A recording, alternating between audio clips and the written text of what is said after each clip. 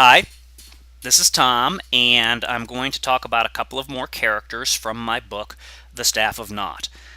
This time I'm going to talk about the two warriors in the book, Shamki and Oliver. They are the extension of force that allows the other philosophies to achieve what they need to achieve. And as such, I find them extraordinarily interesting because without the sword arm, the philosopher does not achieve anything. And I see in Oliver and Shamki a part of me that I wish existed. I wish I was more forceful about promulgating my ideas. And they are, to me, very, very important characters in this book. Shamki, who is dealt with much more extensively than Oliver, is probably less interesting in the long run. He is a small town boy who was picked up by the mayor and has become his strong arm. He's the bully. He gets the mayor's dirty jobs done. And while he relishes it, he is not sadistic. He does not enjoy hurting other people. And he is relatively thoughtful. He is relatively kind. He is a relatively nice person. And he gets involved because the mayor of the town sends him along with the other people to retrieve the mysterious relic from the shipwreck, which turns out to be the Staff of Naught, and he becomes involved with them. And he pretty quickly assimilates to their goals. Not to say that he gives up on the mayor, but he becomes part of the group pretty quickly, and he becomes their extension of force, and he becomes an adoptive father to the young boy in the group to a certain degree, and he is a very important driving force.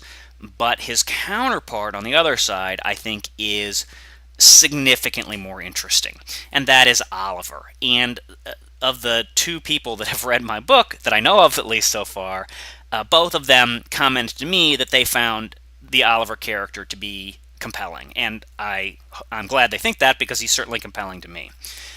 Oliver is a relatively minor character, and we do not get to hear his history, but he has one overarching trait, and that is loyalty. He is supremely loyal, and we would all, I think, consider loyalty to be a good thing. And so he has become loyal because Seymour, who I discussed in a previous video, the son of the King of Tarleton, picked him up from the streets, took him to the palace, and essentially saved him. And the two have been together ever since. And Oliver is dedicated to Seymour and even more to the ideas of Stoicism and to the idea of swordsmanship. And he has studied all over the world with Seymour. He knows all kinds of arts of swordplay. He is probably maybe the most formidable swordsman in my world. And he is in his upper 40s now. He's been traveling with Seymour for 40 some odd years since he was a boy. And his tremendous power has in no small way helped Seymour achieve his faith-based goals. And he is supremely loyal to Seymour. And that is the compelling part of Oliver. His stoicism is important. He eschews gold and riches. He does not like people who are grubbing for those kinds of things. But his main characteristic is his loyalty to Seymour. And Seymour is this faith-based thinker that, in my world, is not the good guy.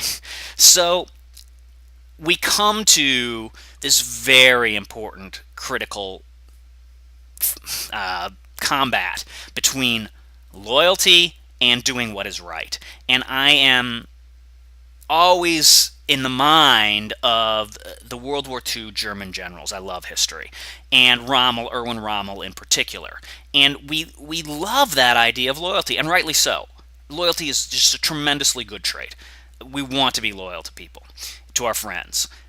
But at what point does that loyalty become a flaw that our friends or other people can use to manipulate us into doing their deeds, which are not good, which are evil? And we don't get to that point in this book. Oliver still stands by Seymour in this book.